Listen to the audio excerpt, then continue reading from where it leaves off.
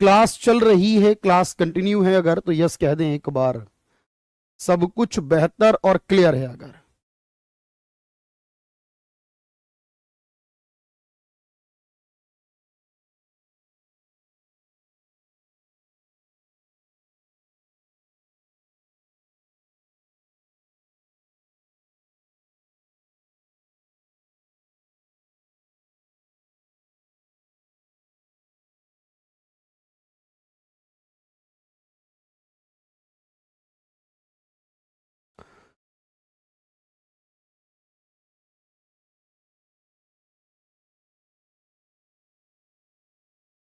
Good morning, good morning, good morning, very good morning भाई। आज थोड़ा सा क्लास का इशू कर रहा है ये, एक बार यस का कमेंट कर दें सभी।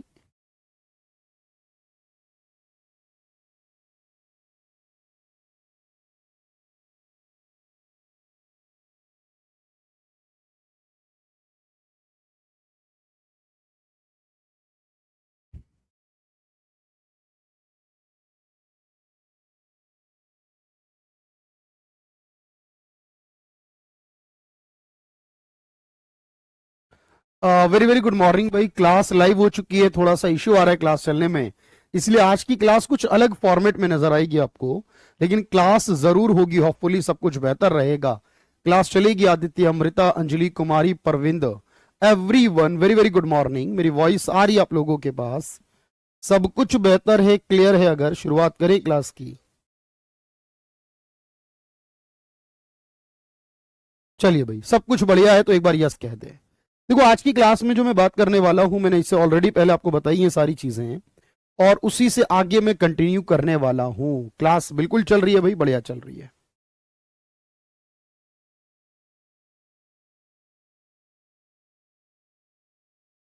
चल, थैंक यू भाई। देखिए, हमने जो बात की थी अभी बैंक्स के बारे में, सरकारी बैंक, प्राइवेट बैंक, विदेशी बैंक, लगभग जितने भी टाइप के बैंक हैं, मैंने इन सब के बारे में आपको पढ़ा दिया था। मेरी बात को बहुत ध्यान से समझना। मैंने कहा सरकारी वो हैं जिनमें सरकार की हिस्सेदारी 50% के ऊपर है, प्राइवेट वो हैं जिनमें सरकार की हिस्सेदारी 50 के नीचे है, विदेशी वो हैं जो विदेशों में बने और इंडिया में ऑपरेट कर रहे हैं, ग्रामीण बैंक में 50% केंद्र सरकार का, 15% राज्य सरकार का और 35% स्पॉन्सर्ड बैंक का पैसा है। ये सारी बातें मैंने ऑलरेडी आप लोगों के साथ डिस्कस की हुई हैं, लेकिन आज मैं जो डिस्कशन करने वाला हूं वो दो अलग अलग चीजों पर करने वाला हूं। पहले मेरी बात समझना।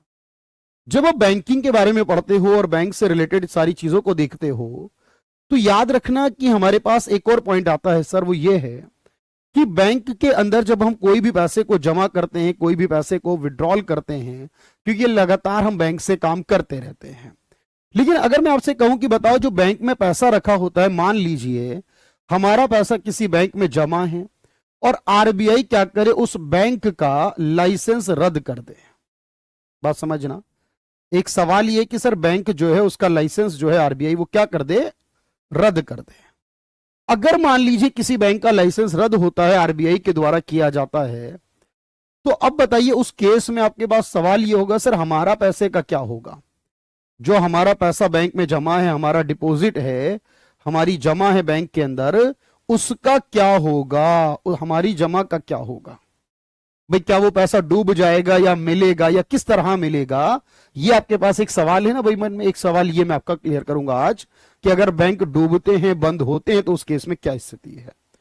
दूसरा डाउट ये है आपके पास, सर जितने बैंक हमारे हैं, स्पेशली जो बैंक सरकारी हैं, जो बैंक सरकारी हैं, वो सरकारी बैंक जो हैं उनमें, क्योंकि ये बैंक सरकार चलाती है, तो सरकार ही इनके अध्यक्ष बनाती होगी, लेकिन इनके अध्यक्ष को बनाने की जिम्मेदारी, अध्यक्ष को जो चुना जाता है, अध्यक्ष का जो चुनाव होता है कि कौन इस बैंक का अध्यक्ष बनेगा, ये कौन तय करता होगा?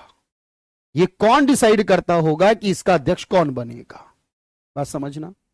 तो आपने कहा सरकारी बैंक जो है उनके अध्यक्ष का चयन कैसे होता है, एक ये भी सवाल एग्जाम में पूछा जाता है। अच्छा, तीसरा सवाल, अगर मैं कहूं बैंक में कोई समस्या हो जाए, बैंक में आपके साथ कोई समस्या हो जाए, कोई आप पैसा जमा करें लेकिन बैंक वाले कहें कि नहीं करा, लोन लिया नहीं पर फिर भी लोन नजर आ रहा है आपके नाम का, या कोई और चार्ज काट रहे, बैंक में समस्या हो जाए, तो सवाल मन में आएगा, सर बैंक में समस्या हो गई तो इसका समाधान किसके पास होगा? बैंक में समस्या जो होती है वो सॉल्व कौन करता होगा, उनका समाधान कौन करता होगा। या मैं एक बात कहूं कि बैंक वाले अगर मान लीजिए इंश्योरेंस भी बेचने लगे हैं, बैंक वाले ही बीमा भी बेचने लगे, सर बैंक वाले ही बीमा का कारोबार भी करने लगे हैं, तो उससे रिलेटेड क्या बात होगी।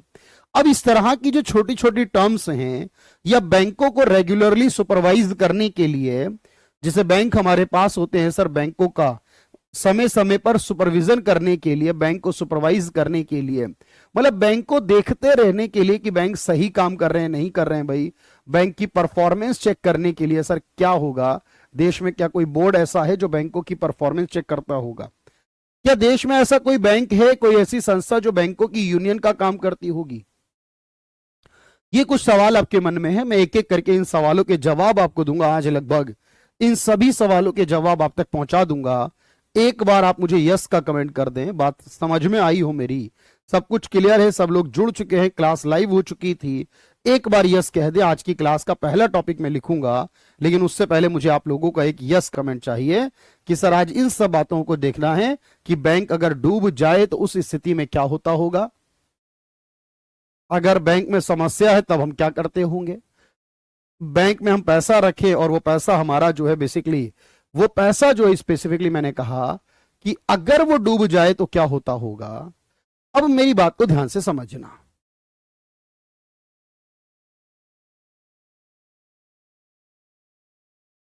एक बार यस कह दीजिए, यस थैंक यू। चलिए, तो पहला सवाल मैं ले रहा हूं, बैंक में अगर डूब जाए तो क्या होगा, बैंक के द्वारा या आरबीआई द्वारा लाइसेंस रद्द हो जाए तो क्या होगा। सर पहले इस पॉइंट पर बात करते, ध्यान से देखना।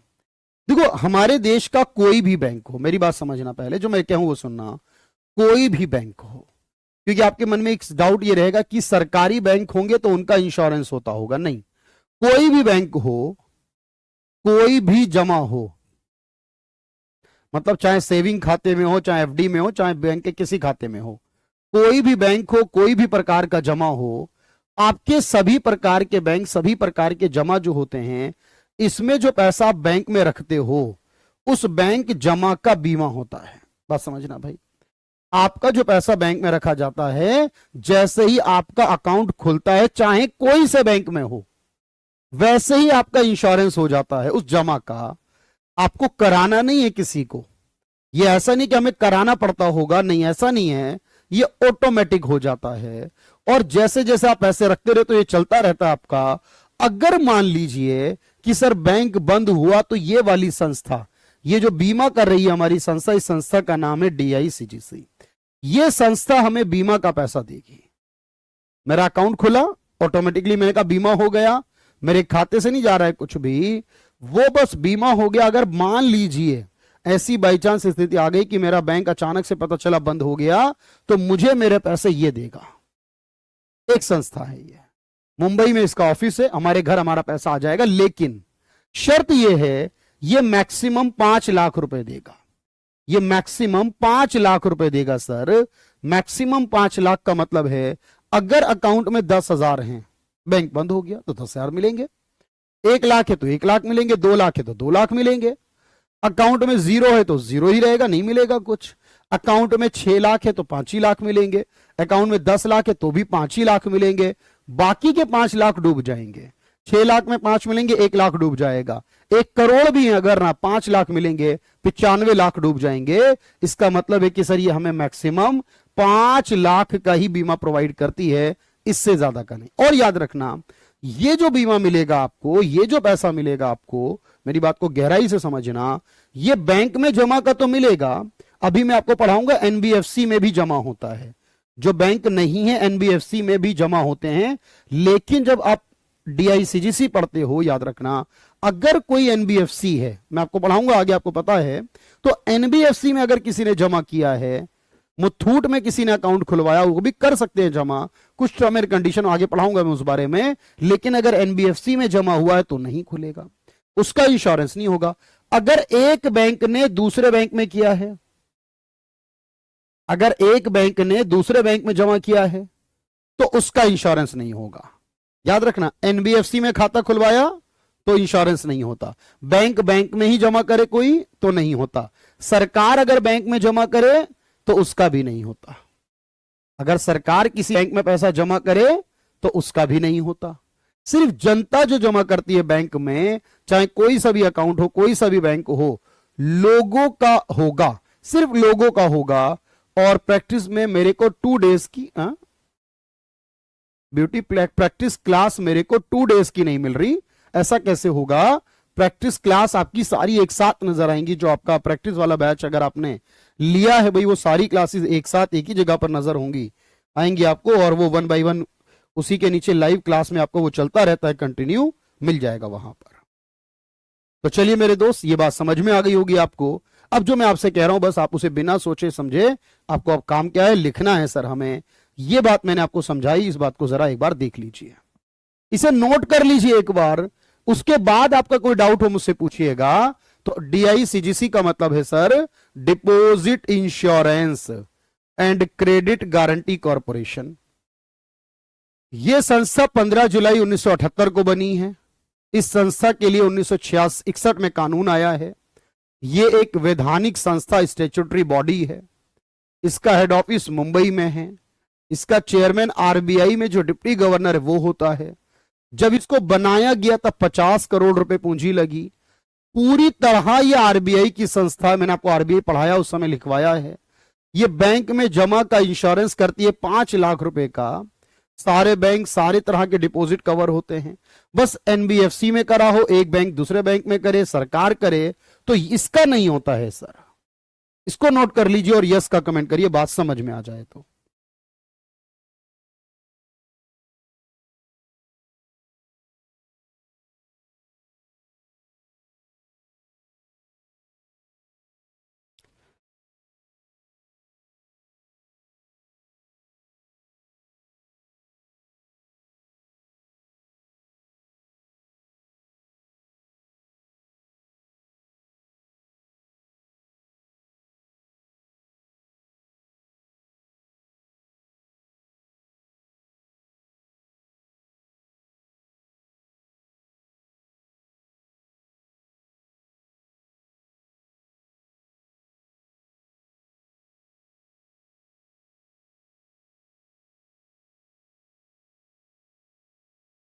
ये सब्सिडरी मतलब सहायक, मतलब ये RBI के द्वारा चलाया जाता है। इसको बनाने का 100% पूरा पैसा RBI ने लगाया है। मैंने आपको ये तभी पढ़ाया था RBI के समय की 4 ऐसी संस्थाएं हैं, 4 जिनको 100% RBI ने पैसा लगा के बनाया। उसको अगर आप देखो RBI के चैप्टर में जाकर, तो उसमें एक नाम आपको ये वाला भी मिलेगा कि इसको RBI ने बनाया था। ये पूरा 50 करोड़ रुपए जो खर्च हुए बनाने में, वो सारे RBI ने लगाए थे। ये RBI की पूरी तरह से सहायक संस्था है, फुल्ली ऑन्ड सब्सिडरी है, याद रखना। और ये 5 लाख रुपए तक का जमा करती है, ग्राहक का बीमा करती है, इससे ऊपर का नहीं है। सारे बैंक का सारे प्रकार के जमा होते हैं इसमें। NBFC में हो, एक बैंक दूसरे बैंक में करे, सरकार करे तो नहीं होता है उसका। यह है इसके बारे में कहानी। इससे ज्यादा आपको याद नहीं करना। जो भी बैंक हमारे डूबेंगे, बंद होंगे, उनके बारे में है।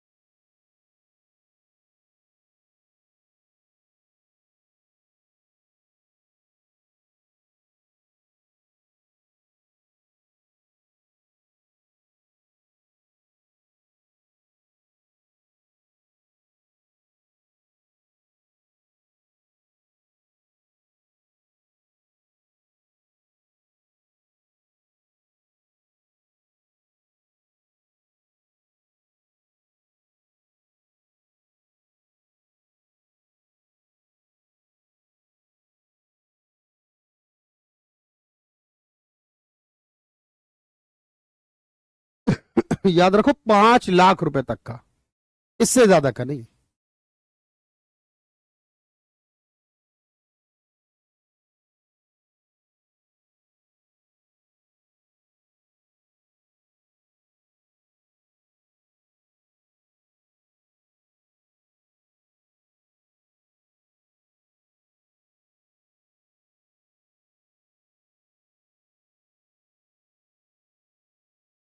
ठीक है भाई, यस, क्लियर हो गई बात यहां तक। अब ये धीरे धीरे करके आपको समझ में आएंगी बाकी सारी बातें कि सर इसमें हम जो पढ़ते हैं तो डिटेल कवर करते हुए चलते हैं और ये चीजें एक दूसरे को जोड़कर ही कोई सवाल बना पाती है। पूरी तरह आरबीआई ने बनाया, इसे fully on subsidiary of RBI है, ठीक है। तो एक सब्सिडरी बनाई गई है जिसका काम है बैंकों में रखे पैसे का इंश्योरेंस करना।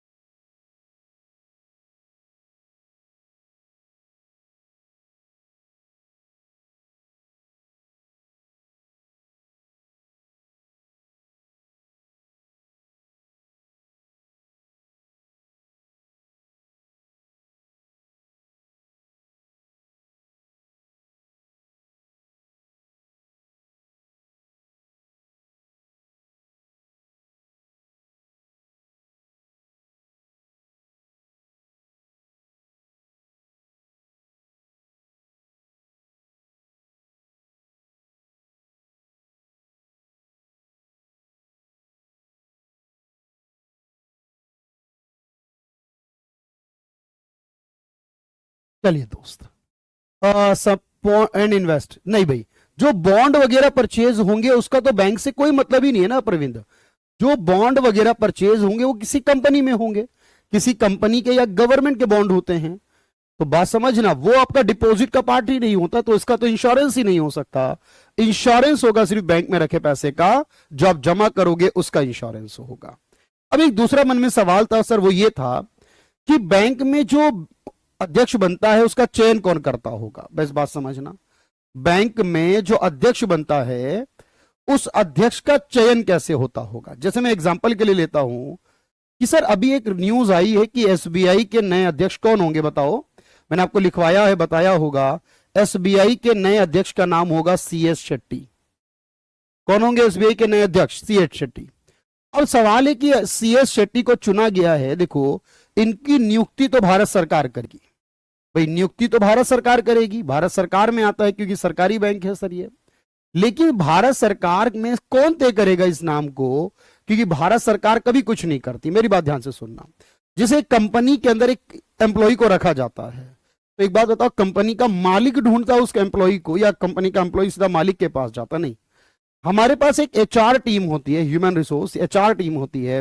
वो देखती है कि कितने कैंडिडेट हैं, उनमें से किसको बनाना चाहिए, वो उनमें से फाइनल करके एक नाम आगे भेज देती है कि ये हमारा एम्प्लॉय बन सकता है, इसे रख लीजिए।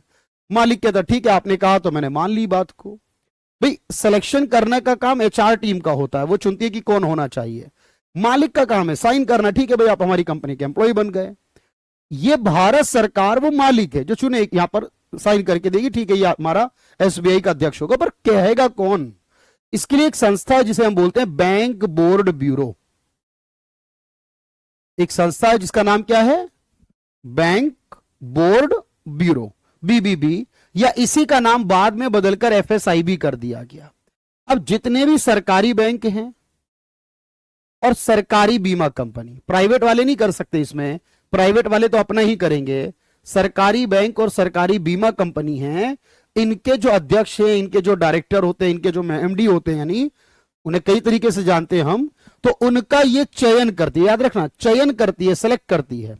और सेलेक्ट करने के बाद इस नाम को सरकार को रिकमेंड करती है। भाई सरकार से कहती है इसको बना दो एसबीआई का अध्यक्ष। सरकार का काम है, सरकार ने साइन कर देने उस बात पर। मेरी बात समझ पा रहे हो? तो ये बोर्ड पढ़ना है अब आपको। सर ये बीबीबी क्या है? ये बोर्ड है जिसके अंदर 9 मेंबर होते हैं, 9 सदस्यों का एक बोर्ड है, ये अध्यक्ष होता है इसके अंदर। और ये सदस्य कौन से होंगे सर? इन सदस्यों के बारे में जानकारी आपको हो कि इसमें एक आरबीआई का डिप्टी गवर्नर होगा, एक आपका डिपार्टमेंट ऑफ इकोनॉमिक अफेयर का होगा, एक डिपार्टमेंट ऑफ फाइनेंशियल सर्विस का होगा, कुछ प्राइवेट वाले होंगे, कुछ अलग से होंगे। यानी कुल मिलाकर कुछ लोग होंगे जो इस बात का निर्णय करेंगे कि अगला अध्यक्ष कौन होना चाहिए। लेकिन आपके मन में एक बात और होगी, सर ऐसा कोई सवाल भी एग्जाम में आता है क्या? मुझे 1 मिनट दीजिएगा। मैं हमेशा कहता हूं प्रैक्टिस आपकी परफेक्शन के साथ होगी जब आप वही क्वेश्चन देखो जो एग्जाम में पूछे गए। अब मेरी बात समझना, पहला ही सवाल है हमारे पास, ये हमारा यूपीएससी ने पूछा है। ये सवाल हर तरह के एग्जाम में पूछा जाता है। क्या है सवाल? सार्वजनिक क्षेत्र के बैंकों के अध्यक्षों का चयन कौन करता है?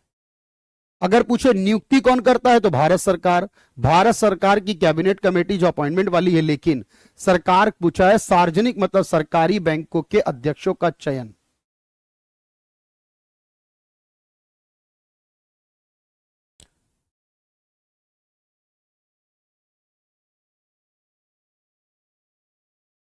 मेरे भाई प्रविंद सर, क्वेश्चन तो लेवल का कराइए।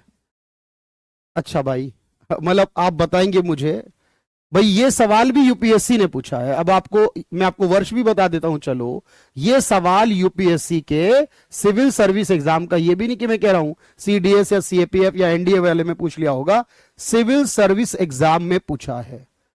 अगर आप ये सोचकर चल रहे हैं ना कि सिर्फ टिपिकल सवाल आते हैं, मुश्किल मुश्किल आते हैं भाई, अब मुझे एक बात बताना कि कल मैंने आपको सवाल नहीं, आपने ये लाइन जो बोली है भाई थोड़ा सा कि एग्जाम प्रैक्टिस हो उस लेवल की कराइए जो यूपीएससी पूछता है भाई, तो मुझे एक बात बताना, ये जो सवाल है ये आपके पास किसने पूछा है? ये बताइए पहले मुझे। अब मैं इससे ऊपर लेवल कहां से लेकर आऊं ये सवाल? अब आपको आसान लग रहा है, आपको करने आ रहा है इसे, अगर आप पढ़ रहे हैं अच्छा लग रहा है आपको कि ये सवाल मुझसे हुआ, ये यूपीएससी के सिविल सर्विस ने पूछा है भाई। अब मुझे एक बात बताओ, इससे भी टिपिकल सवाल मैं कहां से बनाऊंगा?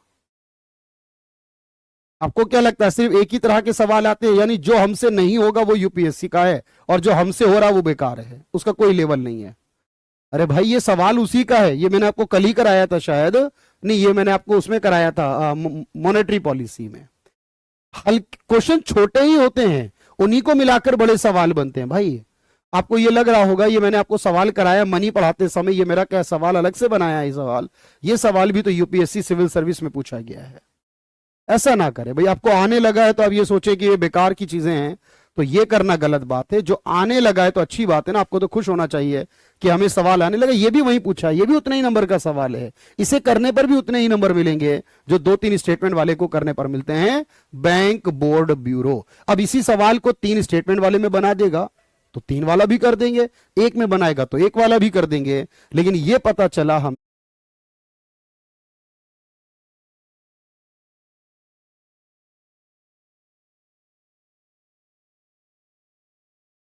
कि ये संस्था इस काम को करने के लिए रिस्पॉन्सिबल है, जिम्मेदार है।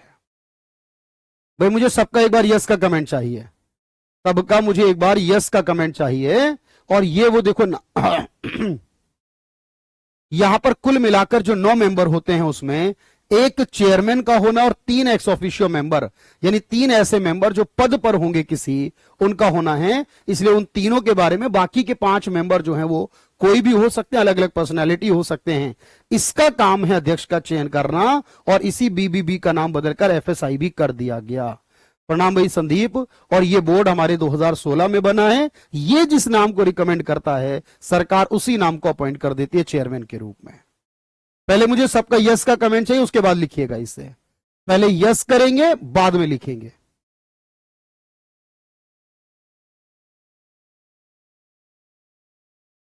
एक बार यस करिए।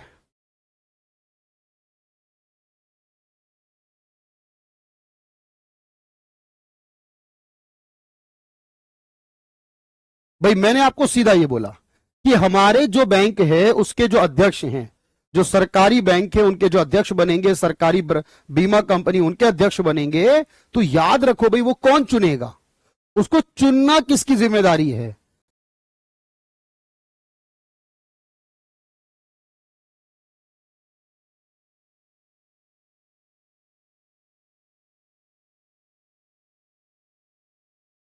अध्यक्ष बनेंगे, सरकारी बीमा कंपनी उनके अध्यक्ष बनेंगे, तो याद रखो भाई वो कौन चुनेगा, उसको चुनना किसकी जिम्मेदारी है?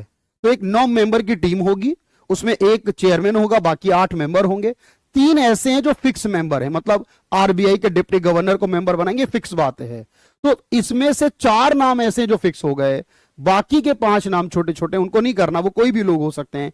ये 9 मेंबर चुनकर जिसका नाम सरकार को बोलेंगे, सरकार उसको अपॉइंट कर देगी। ये है बात सारी। अब इसको एक बार नोट कर लीजिए, एक बार आप इसे नोट कर लीजिए भाई, एक बार आप इसे नोट कर लीजिए।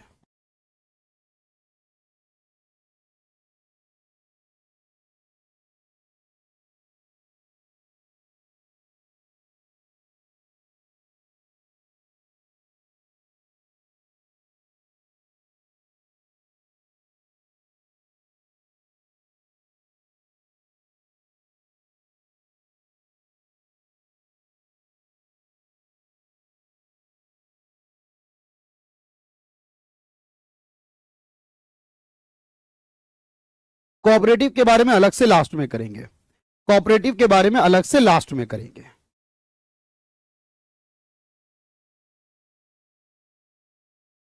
देखो, जब तक आप छोटी बात नहीं करोगे ना, तो बड़ी बात नहीं आ सकती, बस ये दिमाग में रखना। छोटे छोटे सवालों को मिलाकर बड़ी बात बनती है। कितना भी टिपिकल सवाल हो, बनेगा वो छोटे पॉइंट से ही।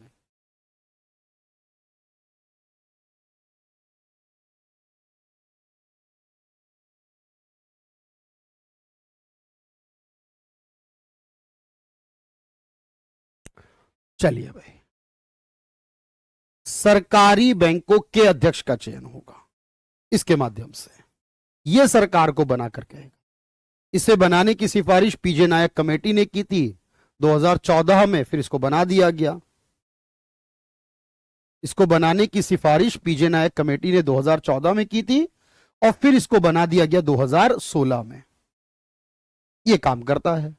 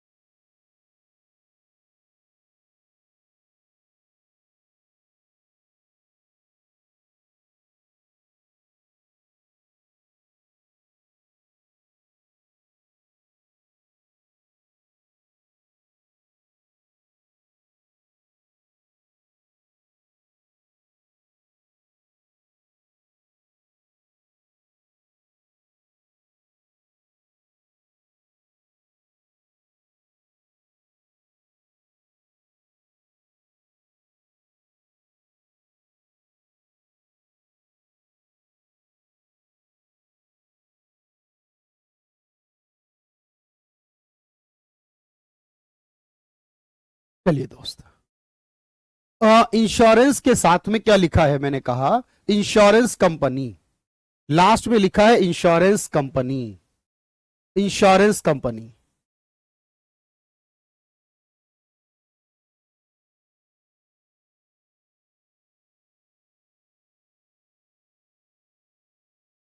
दिख रहा है भाई आपको अभी?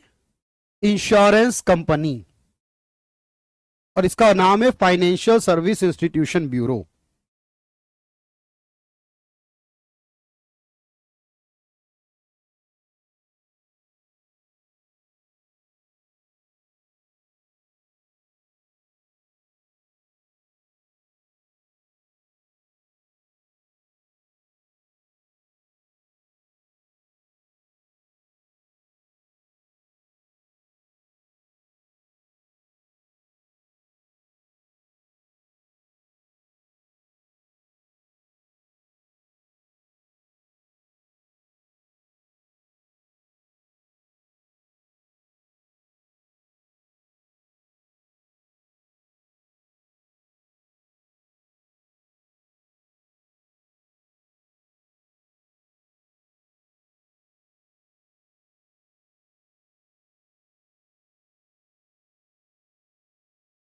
Only government bank and government insurance company, सिर्फ गवर्नमेंट बैंक। मैं इसलिए यहां पर बोला है कि सरकारी बैंक और सरकारी बीमा कंपनी सिर्फ सरकारी वालों का। प्राइवेट वाले तो खुद करेंगे ना अपना, प्राइवेट वाले अपना खुद करेंगे, विदेशी अपना खुद करेंगे, ये सारे अपना अपना करेंगे। सरकारी का सरकार करेगी। और सरकार ने इसको बनाया है। और इसके जो मेन मेंबर है उसमें एक तो अध्यक्ष होंगे, भानु प्रताप शर्मा है अभी भी इस समय भी, उसके अलावा 3 ऐसे मेंबर होंगे, इसमें डिप्टी गवर्नर होगा, डिपार्टमेंट ऑफ पब्लिक एंटरप्राइज का सेक्रेटरी होगा, डिपार्टमेंट ऑफ फाइनेंशियल सर्विस का सेक्रेटरी, बाकी के 5 मेंबर और होंगे। उनके नाम आपको याद नहीं करने, क्यों? क्योंकि सर वो कोई भी 5 मेंबर हो सकते हैं, वो फिक्स नहीं है कोई। ये है बात इसके अंदर याद रखने वाली, ये है बात इसमें याद रखने की।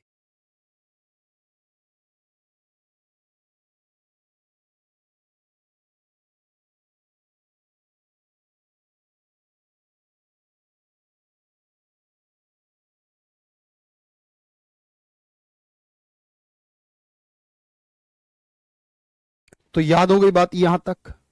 सबको बात समझ में आ गई है? क्वेश्चन आपने देख लिया यहां पर कैसा आया था एग्जाम में, और भी आ सकते हैं, और भी क्वेश्चन बनाएंगे हम इस पे ऊपर। अब आगे चलते हैं सर, अगले पॉइंट पर आते हैं, अगले पॉइंट की तरफ चलते हैं।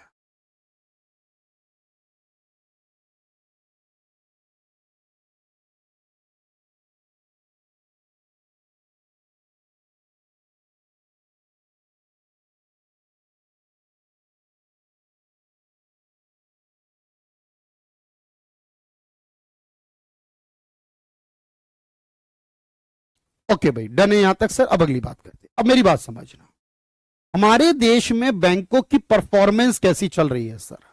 बैंक अच्छा काम कर रहे हैं, खराब काम कर रहे हैं, बैंक कैसे चल रहे हैं भाई? एक बात बताओ मुझे, जैसे एक स्टूडेंट होता है, बात समझना सर, एक स्टूडेंट होता है। अब एक स्टूडेंट जो होता है वो फर्स्ट आता है, सेकंड आता है, थर्ड आता है, भाई हर एक स्टूडेंट होता है।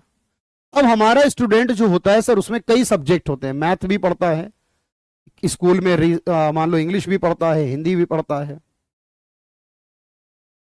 और सोशल साइंस भी पढ़ता है, साइंस भी पढ़ता है, ड्राइंग भी करता है, ये सब कुछ करता है। मेरी बात समझना पहले, हमारा स्टूडेंट वो अच्छा होगा सर, आप कहेंगे सर जो मैथ के नंबर होंगे, इंग्लिश के होंगे, हिंदी होंगी, सबके, जो इन सब में अच्छी परफॉर्मेंस करेगा, जो सारी चीजों में अच्छी परफॉर्मेंस करेगा, वो सबसे अच्छा होगा। जो इनमें खराब परफॉर्मेंस करेगा वो खराब। यानी मुझे एक स्टूडेंट को जज करना हो कि वो अच्छा है या नहीं, तो मैं उसके लिए क्या करूंगा सर? जो भी वो सब्जेक्ट पढ़ता है उसके जो अलग अलग पैरामीटर होंगे, उन पैरामीटर के हिसाब से देखा जाएगा कि वो अच्छा है या खराब है। हो सकता है कोई एक काम को करने में अच्छा हो लेकिन बाकी में खराब हो सकता है कोई दूसरे में अच्छा हो बाकी में खराब कोई हो सकता है सब में खराब कोई हो सकता है सब में एवरेज हो, कोई जो सब में अच्छा होता हो, सबकी अलग अलग परफॉर्मेंस होगी। मेरी बात को ध्यान से समझना, लेकिन ऐसे करते रहना जरूरी है सर, ऐसा करना जरूरी है, क्योंकि समय समय के साथ इस चीज को अपडेट करना चाहिए, इसको जानना देखना चाहिए कि भाई हमारे पास क्या होगा। ठीक है, तो आपने कहा सर बैंक में भी ऐसा होता है क्या? जी हाँ बिल्कुल, बैंक में एक बोर्ड है जिसका नाम है बीएफएस। अब इस बोर्ड का काम यह है कि समय समय पर बैंकों का सुपरविजन करना, बैंकों को देखना, बैंकों का सुपरविजन करना। भाई क्योंकि अगर आप सुपरविजन करोगे तो अगर कोई खराब है, भाई आपने देखा ना, अगर कोई खराब है तो उसको अच्छा कैसे करेंगे? जब पता होगा कि ये खराब है, आपने देखा कि ये खराब है तो उसको अच्छा करने का काम किया। अब बैंक में भी इस तरह के 6 फैक्टर होते हैं, बैंक में भी इस तरह के 6 फैक्टर देखे जाते हैं। मतलब 6 फैक्टर में देखो, एक होता है सी, एक ए, एक एम, एक ई, एक एल और एक एस। अब इन 6 को मिलाकर एक वर्ड बन रहा है, वो क्या बन रहा है? कैमल्स। सवाल ये पूछेगा एग्जाम में, केमल्स वर्ड जो बैंक में यूज होता है उसमें बताओ सी का मतलब क्या होता है, उसमें ए का मतलब क्या होता है, उसमें एम का मतलब, ई और एस का मतलब क्या है।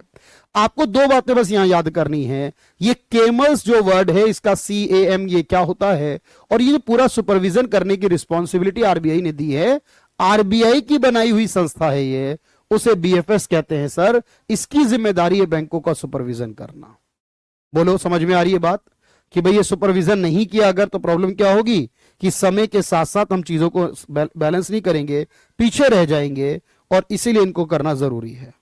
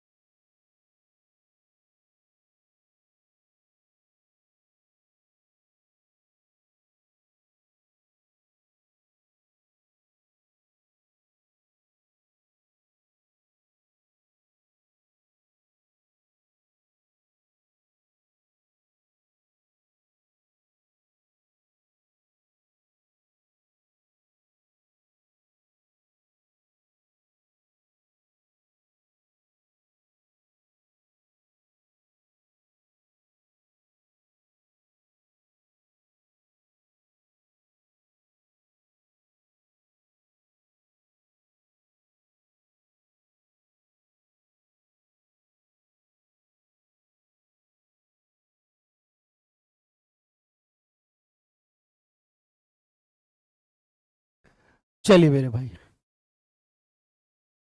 मेरी बात समझो, क्या प्रैक्टिस क्लास भी लेते हैं क्या वहां पर एक? हाँ, प्रैक्टिस क्लास वगैरह आती रहती है हमेशा, प्रैक्टिस क्लास वगैरह वाईटी यूट्यूब पर चलती रहती हैं भाई।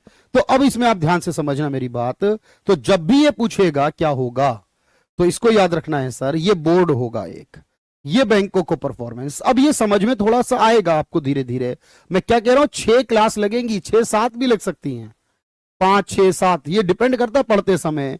लेकिन आपको एक एक करके बात समझनी है, और फिर वो टाइम आएगा आपके पास जब आप कहोगे सर हर बात समझ में आ रही है हमें, बस उतना वक्त आपको लगाना पड़ेगा।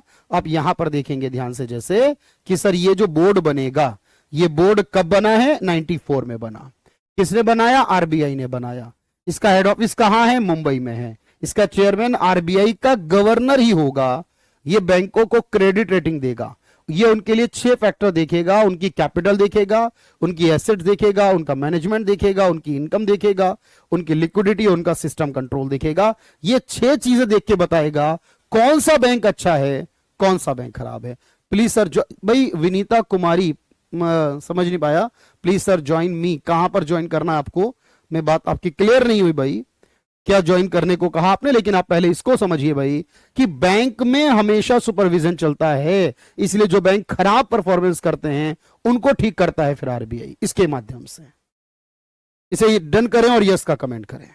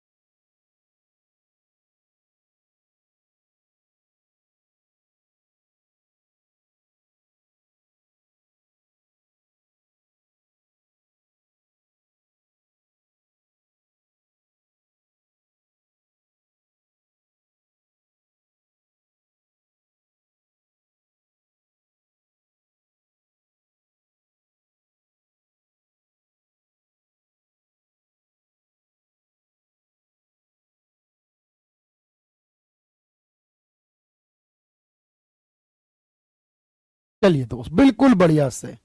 ई का मतलब है बहुत खराब, ए का मतलब है बहुत अच्छा, ए का मतलब बहुत अच्छा वाला है, ई का मतलब सबसे खराब वाला है, सी जो आया बीच में वो मॉडरेट वाला है। कहने का मतलब है उनको ए से लेकर सी तक रेटिंग, ई तक रेटिंग मिलती है, जिनमें ए अच्छे के लिए, बी उससे थोड़ा कम, सी उससे कम, डी उससे कम और ई सबसे खराब।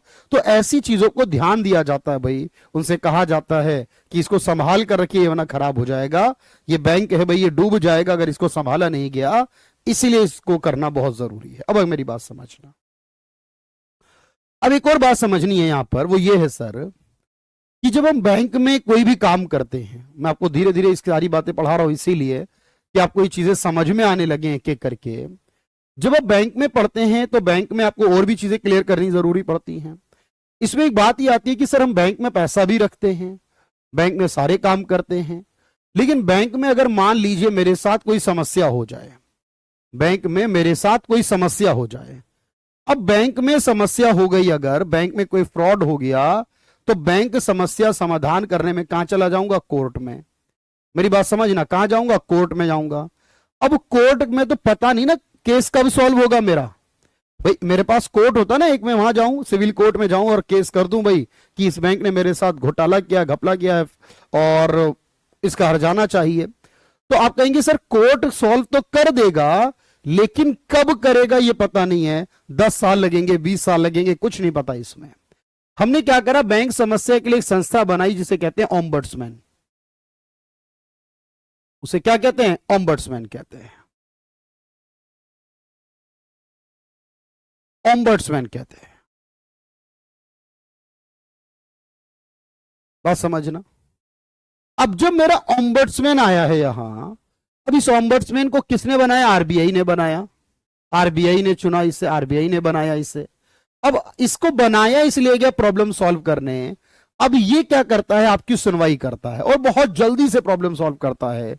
यानी एक तरह से आजकल आपने देखा होगा ना सर, ये मेडिएटर हो गया एक प्रकार का।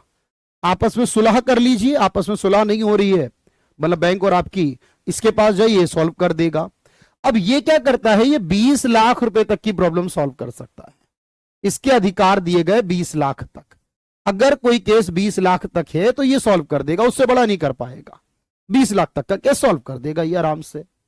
आपने कहा ठीक है सर 20 लाख तक का केस इससे करा लेंगे। अगर आपको लगता है जी ये नहीं कर पा रहा, तो इसके ऊपर बैठा है आरबीआई का डिप्टी गवर्नर, आप उसके पास जाएंगे। और अगर आपको लग रहा है डिप्टी गवर्नर भी नहीं कर रहा तो कोर्ट जाएंगे। अब ये सोचो कि कोर्ट जाने से पहले ही आप देखो कितने तरीके आपके पास हैं, और आप कहोगे सर कोर्ट में पहले ही इतने केस पेंडिंग हैं, या कोर्ट के बाहर ही केस जल्दी जल्दी सॉल्व हो जाएंगे। अब ये क्या करेगा? एक दिन आपको बुला लेगा, बैंक वालों को बुला लेगा, 1 महीने का समय लेगा, लगभग 1 महीने में दोनों की बात सुनेगा, फैसला कर देगा। यहां नहीं है ना 10-20 साल लग जाएंगे, पता नहीं चलेगा, तारीख पे तारीख होती नहीं, यहां नहीं होगी भाई। यहां तो बस ऑन द स्पॉट फैसला होने वाला, मतलब कि बस वो बुलाएगा, ओम्बड्समैन सुनवाई करेगा। तो इसका नाम बैंकिंग ओम्बड्समैन है। अब इसको इंटीग्रेटेड कहते हैं सर। चाहे जैसे ऑनलाइन फ्रॉड हो गया, कोई पेमेंट का इश्यू आ रहा है कहीं पर, या एनबीएफसी से रिलेटेड है कोई, तो आप इसके पास जाइए, सुनवाई करेगा आपकी बैंक से और आप। लेकिन याद रखो, इसके पास अगर आप कंप्लेंट करोगे तो याद रखना आप अपना केस खुद बताओगे। यहां कोई वकील नहीं होता है किसी का, कोई एडवोकेट नहीं होता है किसी का। यहां पर आपको भी खुद ही जाना है, और बैंक का भी, बैंक से ही कोई एम्प्लॉय आएगा, बाहर का कोई व्यक्ति नहीं होगा। कोई चार्ज नहीं लगेगा इसके अंदर, आपका फ्री है बिल्कुल। आप अप्लाई कर दीजिए। अब ये कहां पर होगा सर? ये भारत में अलग अलग जगहों पर बना है। अब आप जहां रहते हो, जैसे मान लो आप बिहार में रहते हो तो बिहार का पटना में है, बंगाल में रहते हो तो कलकत्ता में है, झारखंड में रहते हो तो रांची में है, यूपी में रहते हो तो कानपुर में है, दिल्ली में रहते हो तो दिल्ली में है, उत्तराखंड में रहते हो तो देहरादून में। आपका एरिया देखना पड़ेगा, आप जहां रह रहे हो वो एरिया। जैसे उत्तराखंड की मैं बात करूं अगर, तो उत्तर प्रदेश का कुछ एरिया, गाजियाबाद, मेरठ, इधर का एरिया जो है वो उत्तराखंड वाले को दिया, क्योंकि उत्तर प्रदेश बहुत बड़ा है, सारा लोड आप कानपुर वाले पर नहीं डाल सकते। तो आप कहां रह रहे हो उस बात पर डिपेंड करेगा कि भाई जनरली तौर पर आपका एरिया कौन सा बनेगा। बट जो भी बनेगा आप उस पर ऑनलाइन या वहां खुद जाकर कंप्लेंट कर दें, देन एक दिन आपका फाइनल होगा, इस दिन आपको वहां पहुंचना है, बात होगी, दोनों से पूछा जाएगा क्या दिक्कत है, कहां समस्या आई, क्या इश्यू है, और क्योंकि फाइनेंस की नॉलेज वाले व्यक्ति हैं ये सुनवाई कर देंगे। बात समझ में आई हो तो यस कहना। मैं फिर कह रहा हूं लिखना इंपॉर्टेंट नहीं है, मैं आपको कॉपी कराने नहीं आया हूं यहां पर चीजें। आप जब तक यस नहीं करोगे आप नहीं यस, आगे नहीं बढ़ेंगे हम लोग, आप यस करिए पहले कि 20 लाख से बड़ी केस तो कोर्ट ही जाएगा, 20 लाख तक के छोटे केस जो हैं वो ऑम्बड्समैन भी सुनवाई कर सकता है।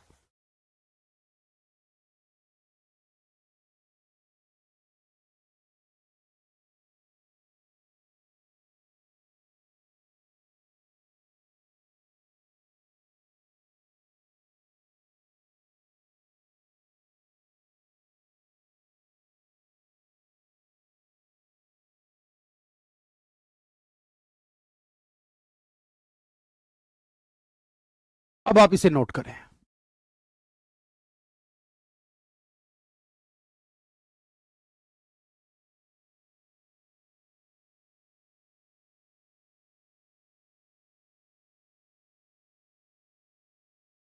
ये एक बार नोट करें, कहीं कोई डाउट लगे, क्वेरी हो, पूछिए मुझसे।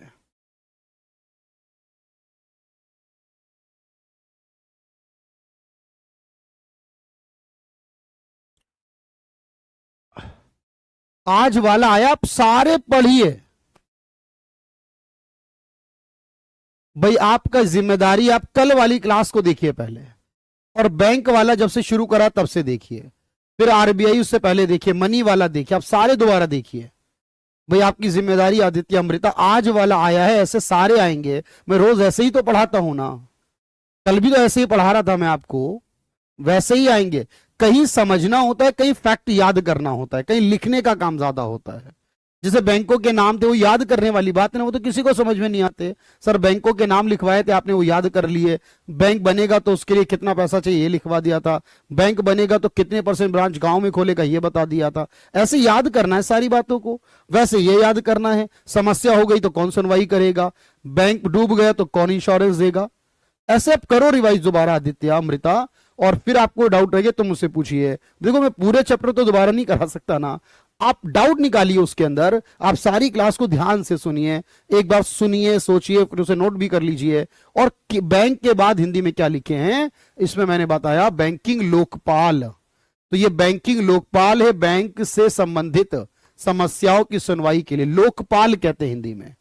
बैंक के बाद हिंदी में लोकपाल लिखा है भाई, लोकपाल, बैंकिंग लोकपाल।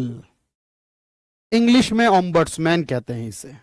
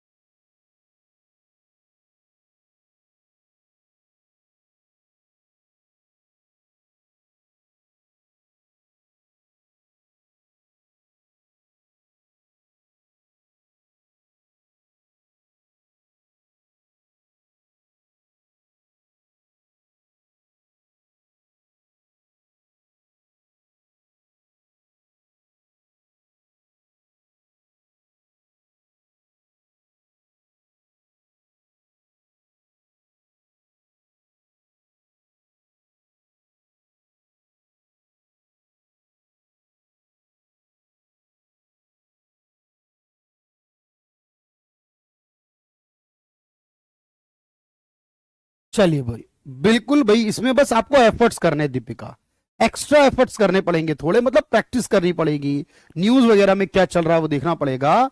ये सारी चीजें जब आप करेंगे तो आपके लिए चीजें तब आपके लिए बेहतर होंगी, तब वो चीजें आपके लिए अच्छी और आसान हो जाएंगी।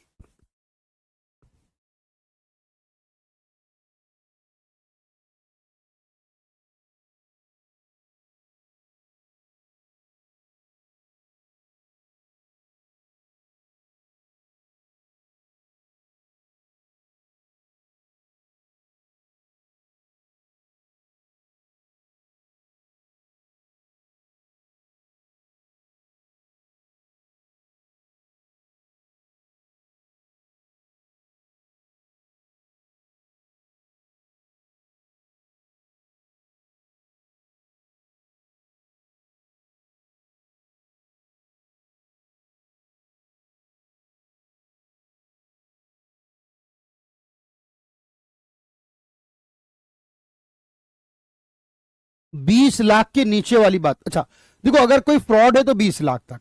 अगर कोई मेंटल हरासमेंट यानी कि मानसिक शोषण है, देखो एक शब्द होता है जिसे कहते हैं मानसिक शोषण, यानी किसी ने किसी के साथ मानसिक तौर पर मानसिक शोषण किया है किसी का, यानी किसी को मेंटली डिस्टर्ब किया है, मेंटली हरासमेंट किया है, तो उस केस में 1 लाख तक की ये सुनवाई करेगा, बाकी के केस में 20 लाख तक। जैसे मान लो भाई आपके सारी चीजें पूरी है बैंक में, लेकिन वो आपको क्या कर रहा है ना बैंक में, मतलब आपसे कह रहा है कि ये डॉक्यूमेंट लेकर आइए, वो डॉक्यूमेंट लाइए, सब कुछ बेहतर है।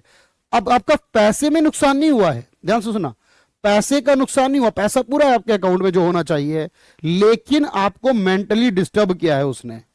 जब वो मेंटली डिस्टर्ब कर रहा है आपको, तो याद रखो उस मेंटली डिस्टर्ब होने के केस में फिर आप कहेंगे सर कि जब मेंटली डिस्टर्ब होगा तो उस केस में भी बैंक के हम शिकायत कर सकते हैं, भाई बैंक के पास जा सकते हैं कि भाई हमें मेंटली डिस्टर्ब कर रहा है यहां पर। तो इस केस में आप क्या करोगे? तब तब आप कहोगे सर उस केस में भी हम कंप्लेंट कर सकते हैं, और जब कंप्लेंट करेंगे तो वहां 1 लाख तक की आप बात करेंगे।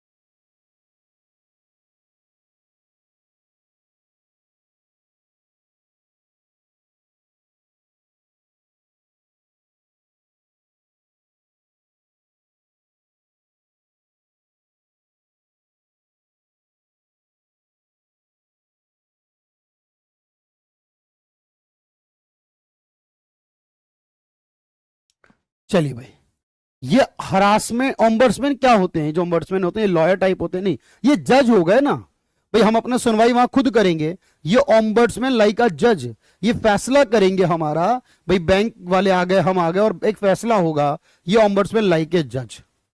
तो ये लॉयर नहीं, ये जज हो गए ना, ये एक तरह के जज हो गए। जो हमारी कोई भी धोखाधड़ी है तो हम पहले मैनेजर को कंप्लेंट करेंगे 30 दिन, मैनेजर नहीं कर पाएगा तो ओम्बड्समैन पे जाएंगे, उससे नहीं होगा तो डिप्टी गवर्नर पे, उससे नहीं होगा तो कोर्ट जाएंगे। बात समझ में आ रही है मेरी? तो ये एक तरीका होता है हमारे पास, इस तरह से हम जाएंगे ओम्बड्समैन के पास, तो वो हमारी प्रॉब्लम को रिजॉल्व जरूर करेगा।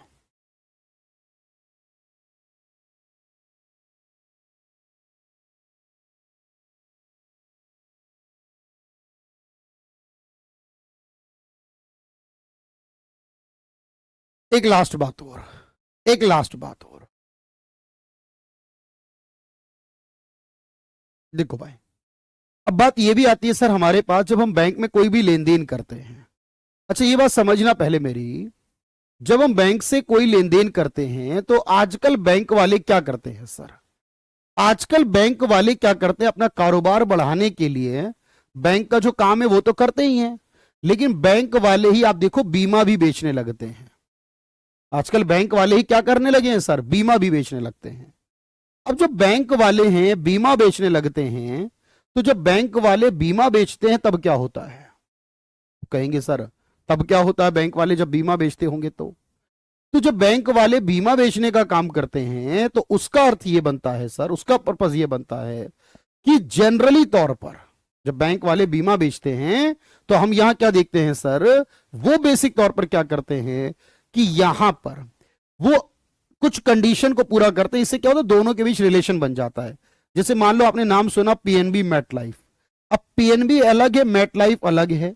अब पीएनबी वालों ने मेट लाइफ के साथ क्या करा, एग्रीमेंट कर लिया। पीएनबी वालों ने मेटलाइफ के साथ क्या करा, एग्रीमेंट कर लिया। जब पीएनबी ने मेटलाइफ के साथ एग्रीमेंट कर लिया यहां पर, तब क्या होगा आप देखेंगे सर, तो इन दोनों का जब एग्रीमेंट हो जाएगा तो यहां पर एक रिलेशन बन जाएगा कि जो मेटलाइफ का होगा वो पंजाब नेशनल बैंक में आ जाएगा, जो पंजाब नेशनल बैंक का वो मेटलाइफ पॉलिसी ले लेगा। अब इसको मिलाने से जो वर्ड बनता है उसे बोलते हैं बैंक का इंश्योरेंस। इन दोनों को मिलाने से जो शब्द बनता है उसे क्या बोलते हैं, बैंक का इंश्योरेंस।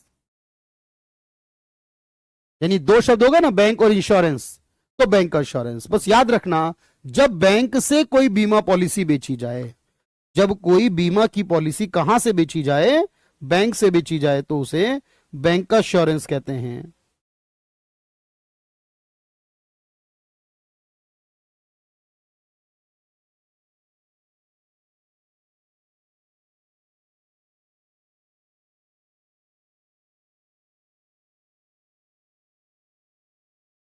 तो बैंक से कोई पॉलिसी का बेचना, जब भी आप देखेंगे ऐसा, और इसके लिए याद रखना, बस ये आखिरी आज की स्लाइड है सर, कि अगर बैंक वाले और इंश्योरेंस साथ मिल जाएं और बैंक से कोई पॉलिसी को बेचा जाए तो उसे बैंक का इंश्योरेंस कहते हैं।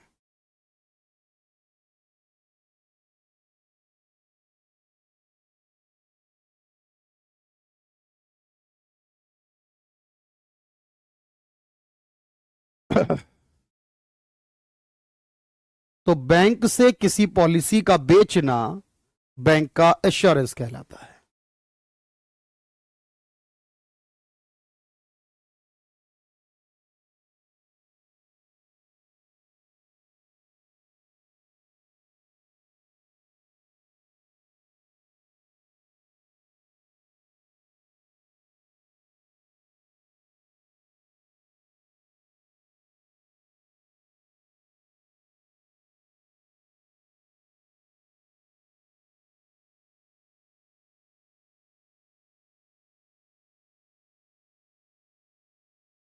चलिए भाई, इसको नोट कर लें। अब ये आईआरडीए क्या है सर, ये इंश्योरेंस देता है।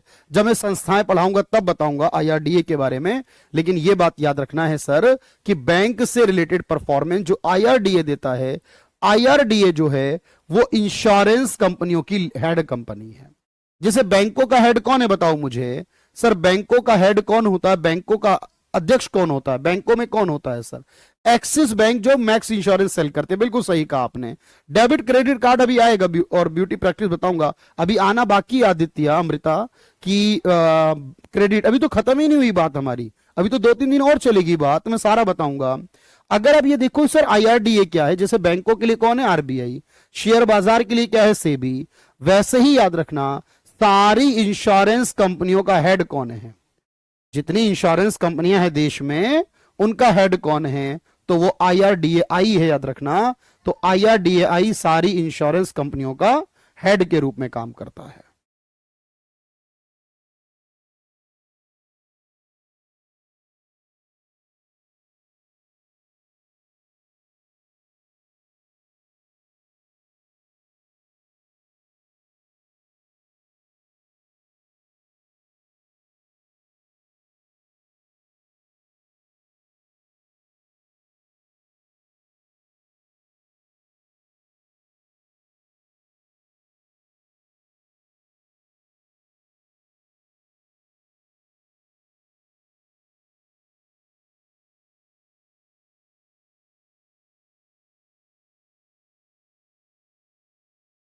चलिए दोस्त, तो ये लास्ट लिख लीजिए, सारी इंश्योरेंस कंपनियों का हेड कौन है, सारी इंश्योरेंस कंपनियों को चलाता कौन है, सारी इंश्योरेंस कंपनियों के नियम कौन बनाता है, बिल्कुल आरबीआई के बराबर है ये, आरबीआई बैंक में और ये इंश्योरेंस कंपनियों में।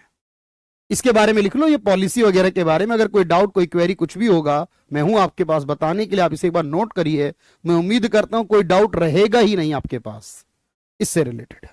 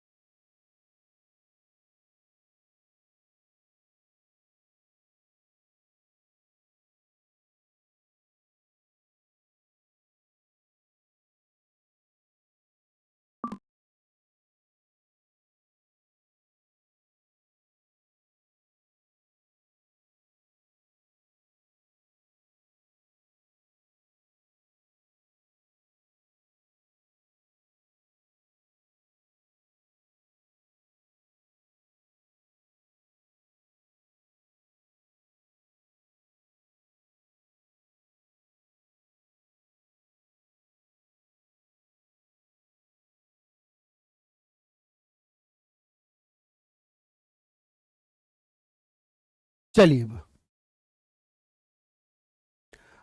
आदित्य भाई, देखो लिखना कम होता है मैंने ये कहा था, लेकिन मोस्टली मैंने ये भी कहा था, तब ऐसा कुछ नहीं हो रहा मेरे भाई। हर टॉपिक अपना अलग होता है ना, हर टॉपिक अपना अलग होता है।